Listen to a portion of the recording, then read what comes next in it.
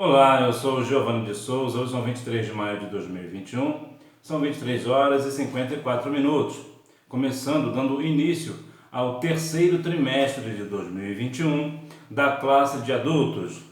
O plano de Deus para Israel em meio à infidelidade da nação, as correções e os ensinamentos divinos no período dos reis de Israel.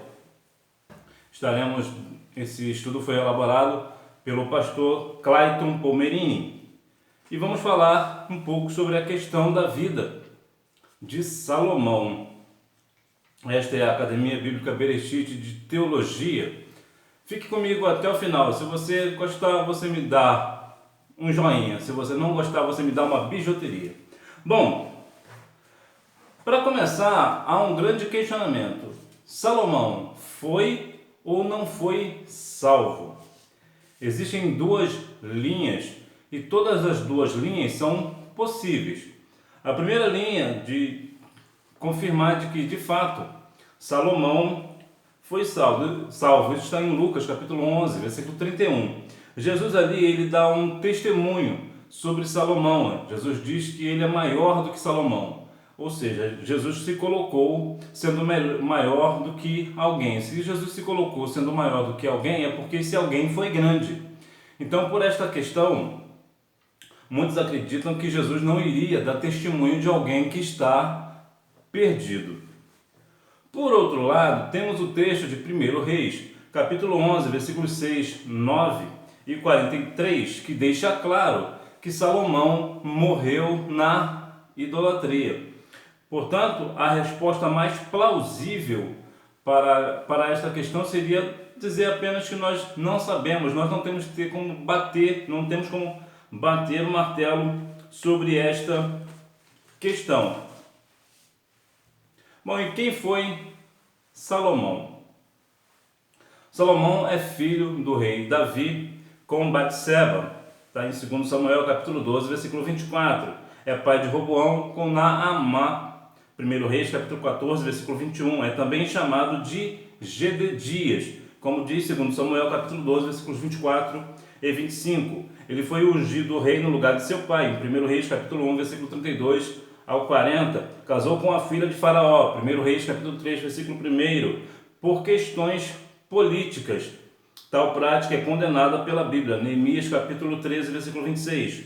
Julgou com sabedoria sobre os dois filhos de duas mulheres, 1 Reis capítulo 3, versículo 16 ao 28, reinou durante 40 anos, 1 Reis capítulo 11, versículo 42, teve um livro só para registrar seus atos, 1 Reis capítulo 11, versículo 41, seu reinado foi provavelmente entre 971 a 931 antes de Cristo. Teve 700 princesas e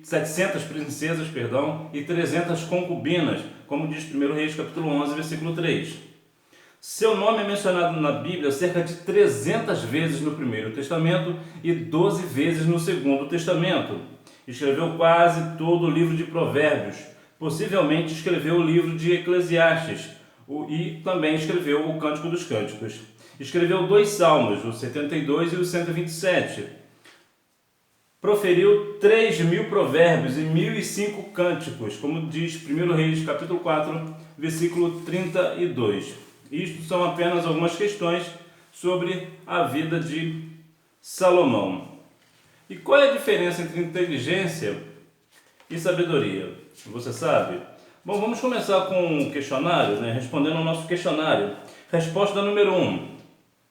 Salomão tinha um elevado senso de prioridade. Resposta número 2, sua sabedoria. Resposta número 3, a falsa sabedoria que se evidencia pela inveja e sentimento facioso, e a sabedoria que vem de Deus. Resposta número 4, Salomão começou a fazer pequenas concessões em seu coração e a estabelecer acordos e conchavos políticos que deterioraram sorrateiramente seus valores espirituais. Resposta número 5, o próprio homem regenerado. Lição número 1 é a ascensão de Salomão e a construção do templo. Texto áureo: e não podiam ter-se em pé os sacerdotes para ministrar, por causa da nuvem, porque a glória do Senhor enchera a casa do Senhor. 1 Reis, capítulo 8, versículo 11. Verdade prática: o pedido de sabedoria feito por Salomão a Deus aponta para a maturidade espiritual que Deus deseja para seus filhos. Algo bastante interessante sobre a questão de Salomão ter pedido de sabedoria, isso porque ele já era sábio. Porque, na bem da verdade, como ele já tinha sabedoria, ele pediu mais sabedoria, né? Isso já vê um caráter de Salomão. Veja que ele já tem uma característica de ser sábio, né? Introdução. Por amor ao rei Davi, Deus permitiu que Salomão estabelecesse um reino sólido, próspero, justo, cheio de glória e poder. Foi durante o reinado de Salomão que Israel atingiu seu apogeu na história. Entretanto, mesmo diante de toda essa grandeza, movida por sua sabedoria, esse destacado monarca se deixou levar por interesses políticos e pecaminosos. Há um grande perigo sobre a questão de cristãos, pessoas cristãs, fazerem aliança com a questão política. Muitas pessoas até vão argumentar, trazendo alguns textos bíblicos, que permite-se, assim dizer, que o cristão pode ser político, pode entrar na política e tudo mais. Bom, é bom deixar claro a questão do seguinte: a Igreja de Cristo, ela não precisa ter representantes na política. A igreja precisa ser representante de Deus na terra. E vemos que muitas das vezes, nos dias atuais, vemos pastores, líderes, pessoas que outrora falavam a palavra, pregavam a palavra com seriedade, debaixo da unção do Espírito Santo, debaixo da unção de Deus, e unção é assim, né? Uns são e outros não são. Acabam se perderam no caminho e com essas alianças políticas, acabaram perdendo a sua essência cristã e estão hoje mais ligados à política, falando de coisas que não deveriam falar, entrando em discussões desnecessárias que não deveriam entrar, porque são pautas que na verdade nem são bíblicas, e acabam assim não representando, não sendo uma igreja representativa aqui na terra, não sendo falando da questão bíblica. Por quê? Porque eles estão muito perdendo o seu tempo com as questões políticas. Muitas das vezes, política essa é uma política corrupta. Então veja que aqui já entra na questão de que a Bíblia diz: não furtarás. E uma vez que uma pessoa está fazendo uma aliança com uma pessoa corrupta, ainda que essa pessoa não seja uma pessoa corrupta, mas como ela está ligada a uma pessoa corrupta, ela acaba sendo conivente com a corrupção. A igreja ela tem que ser santa, imaculada diante de Deus. A sabedoria de Salomão, a virtude de Salomão. Ora, se fosse ganancioso, pediria dinheiro; se fosse orgulhoso, pediria glória; se fosse vaidoso, pediria muitos dias de vida; se fosse vingativo, pediria a morte dos inimigos. Mas de que adiantaria todas essas coisas se lhe faltasse a sabedoria? Salomão teve um elevado senso de prioridade ao pedir a Deus a coisa certa. Como eu já falei, o pedido de Salomão reflete já a sua principal característica: ser sábio, porque certamente se ele fosse ganancioso pediria dinheiro e assim sucessivamente.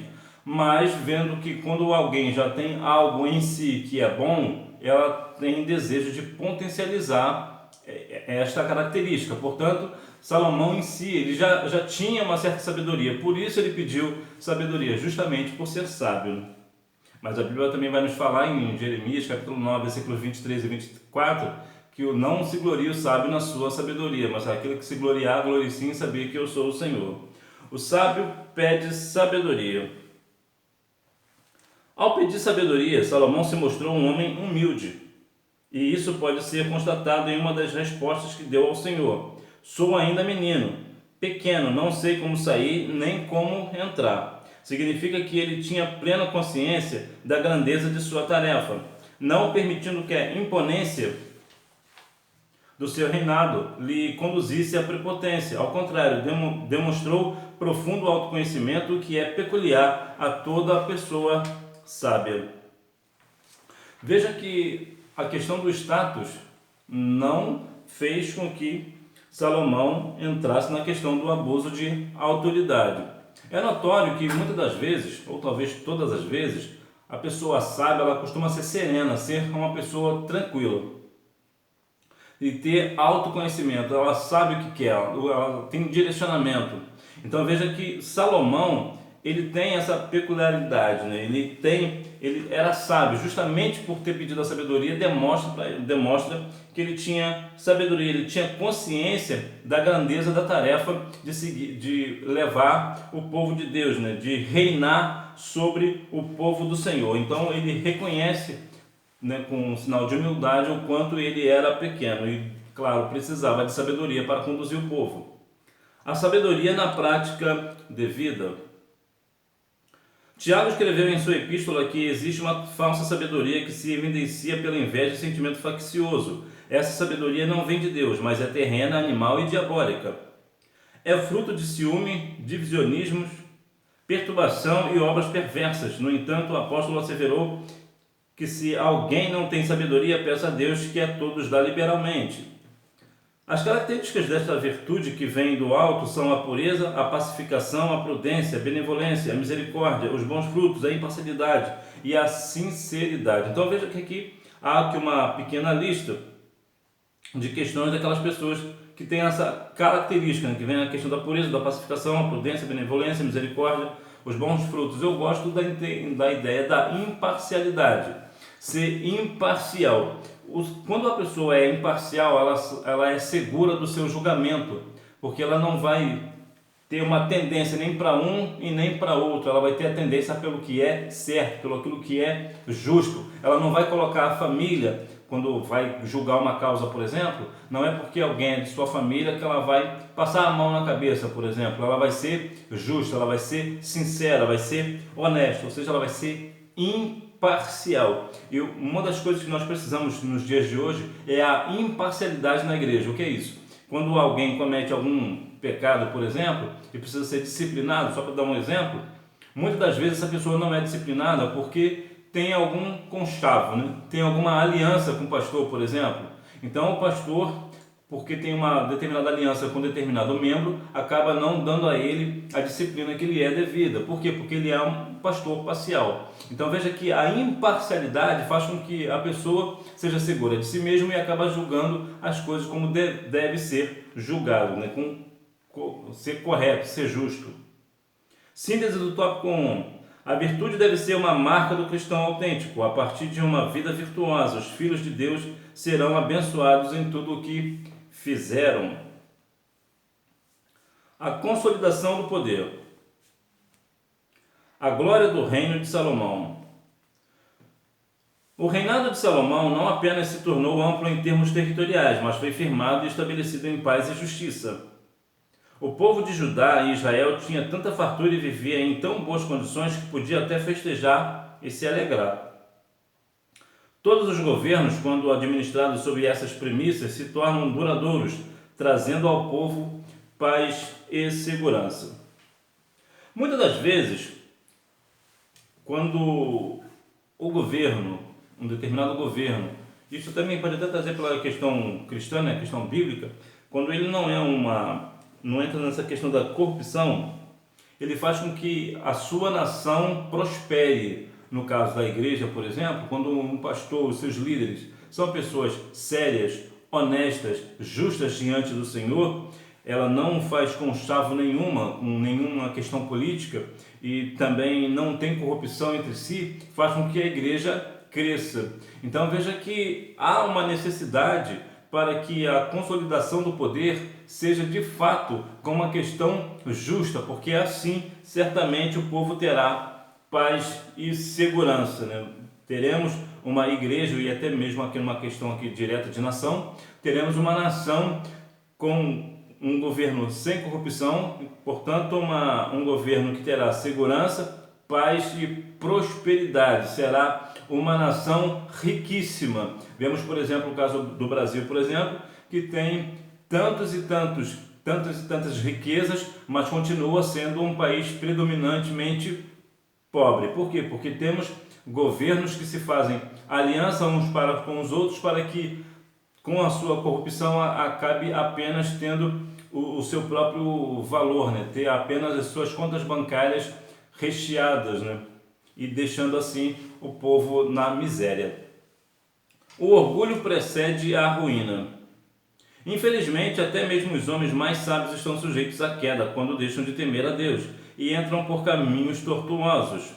Os desvios de Salomão foram chegando aos poucos à medida que fazia pequenas concessões em seu coração e estabelecia acordos e conchavos políticos que deterioraram sorrateiramente seus valores espirituais. Há uma questão que muitas das vezes as pessoas não percebem, que aqueles pequenos problemas, aqueles pequenos erros, os pequenos pecados, isso não tem nada a ver, destrói profundamente toda uma igreja, toda uma nação. Nós não devemos, com essa questão das pequenas coisas, deixar as pequenas coisas entrarem, porque é através das pequenas coisas que se abre a porta, se abre uma grande brecha e assim a coisa desanda. Para se dar uma ideia bem simples, imagine que, por exemplo, num grande navio, um navio de um grande porte, um simples buraco no casco, por menor que seja, vai fazer aquele navio afundar. Então veja que a terrível problema de fazer pequenas coisas, pequenas alianças, deixar pequenos erros passarem. Toda a questão pecaminosa, ela precisa ser tratada, desde daquele pecado mais grave até aquele mais brando, precisa ser tratada, para que assim não entre na igreja essas pequenas coisas, para que assim a igreja não venha se corromper. Síntese do tópico 2. Devemos ter cuidado com as concessões que fazemos, pois uma vida de entrega ao pecado começa com pequenos deslizes. A construção do templo, o nobre propósito de Salomão. O propósito de Salomão na construção do templo foi muito nobre, edificar uma casa ao nome do Senhor, meu Deus. Nisso se percebe que havia pureza no coração do sábio rei de Israel. Nos primeiros anos de seu reinado, na construção do templo foram empregados diversos materiais de altíssimo valor, tais como o cedro do Líbano e muito ouro. Muito bem. Salomão, ele tinha essa questão da pureza do coração. Portanto, ele tinha em seu coração essa questão de construir algo para o Senhor. Ele desejava em seu coração fazer algo para honrar a Deus. Muitas das vezes as pessoas hoje até têm o mesmo propósito de Salomão, mas acabam se perdendo durante o caminho, na caminhada acaba se perdendo. Então é necessário que cada um venha com essa questão para que não é somente pela nobreza, mas principalmente pela santidade. A Bíblia nos relata, nos faz entender, como diz aos Hebreus capítulo 12, versículo 14, seguir a paz com todos e a santificação, sem a qual ninguém verá o Senhor. Em outras palavras, não adianta ter nobreza e não ter santificação. Mas Salomão, claro, lhe demonstrava um imenso amor, um amor a Deus, edificando uma morada de altíssima qualidade. Mas é bom lembrar, como veremos a seguir, a questão do que de fato temos que fazer. O templo do Espírito Santo. Essa visão de Deus centrada no templo, é uma forte característica do Antigo Testamento, mas com a redenção do homem efetuada por Cristo na cruz do Calvário. A morada de Deus passa a ser o próprio homem, regenerado. E é nesse lugar que deve haver riqueza e beleza, porque o Espírito de Deus habita nele. Portanto, aqui vemos essa questão da visão centrada no templo, é uma forte característica do Primeiro Testamento. Mas hoje vemos que a principal visão de Deus hoje é com o templo do Espírito Santo, que é o nosso corpo. E nós devemos, como diz 1 Tessalonicenses capítulo 5, versículo 23, manter nosso corpo, alma e espírito santificados ao Senhor. Nós devemos fazer tudo para a honra e glória do nome do Senhor, né? Cultuar a Deus no nosso corpo, que é o nosso culto racional. A glória do Senhor. A glória do Senhor se manifestou no templo depois de pronto. em duas ocasiões especiais. A primeira foi quando os sacerdotes levaram a arca para o lugar santíssimo. A glória foi tanta que eles não puderam permanecer de pé para ministrar os serviços sagrados. A segunda ocasião que foi a glória do Senhor se manifestou foi quando, a segunda ocasião que a glória do Senhor se manifestou foi quando Deus respondeu a Salomão na inauguração do templo. Desta vez, além da glória, desceu também fogo do céu e consumiu o holocausto e os sacrifícios. Muitas das vezes, as pessoas acabam vendo por outras questões e se esquecem de sentir verdadeiramente a glória do Senhor. Estão muito preocupados com suas alianças políticas e se esquecem da verdadeira presença. Então, vemos que aqui as pessoas levaram a arca para o lugar santíssimo. A arca simbolizava a presença de Deus. Em outras palavras, para trazer para os dias de hoje, o que eu tenho feito para atrair a presença de Deus? Quando eu estou num culto, por exemplo, o que eu faço para atrair a presença de Deus? Qual é o tipo de culto que eu presto ao meu Deus? Vemos também que a segunda questão, que a glória do Senhor se manifestou quando Deus se respondeu a Salomão na inauguração do templo. Ou seja, depois que Salomão acabou de orar, a glória do Senhor encheu o templo. Para nós sentirmos a presença do Senhor, para que essa presença seja manifesta no nosso meio, nós precisamos estar clamando ao Senhor, buscando ao Senhor em oração, para que assim como diz 1 Tessalonicenses capítulo 5, versículo 17, que diz orai sem cessar, nós venhamos assim sentir a presença extraordinária, maravilhosa do Senhor no nosso meio. Por quê? Porque nós estamos orando ao Senhor, estamos buscando ao Senhor com fervor, com todo o nosso coração. Então isso vai atrair ao Senhor. Síntese do tópico 3. Tudo que fizermos em prol da obra do Senhor e para a sua glória deve ser realizado com pureza de coração. Ou seja, tem que ter uma santidade, tem que ter uma pureza no coração, tem que fazer as coisas para o Senhor com o melhor de nós. Temos que nos derramar diante do Senhor. Conclusão. Nunca houve na terra um homem com tanta sabedoria como Salomão, e que soubesse empregá-la com justiça e correção durante anos de reinado. Este grande rei de Israel, em seu governo, proporcionou ao povo de Deus um longo período de paz, harmonia e prosperidade. Ele usou sua sabedoria tanto para consolidar seu poder, quanto para construir um majestoso templo para morada e culto a Deus.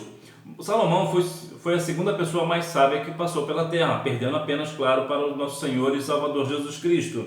Veja que ele teve uma sabedoria extraordinária, ele viveu uma vida extraordinária. Portanto, no entanto, ele acabou se perdendo com as questões dos seus casamentos com pessoas estrangeiras. Ele acabou perdendo a sua essência. Ele tinha sabedoria, era um homem sábio, mas não usou essa sabedoria para si. Muitas pessoas hoje, da mesma forma de Salomão, têm muita sabedoria, mas não usam essa sabedoria para si e acabam fazendo pior, fazendo essa sabedoria com que se achando autossuficiente, como eu já falei lá em Jeremias 9, 23, 24, vai falar que não se glorie o rico na sua riqueza, nem o sábio na sua sabedoria, mas aquele que se gloriar, glorie-se em saber que eu sou o Senhor. Também o forte também não deve se gloriar na sua força.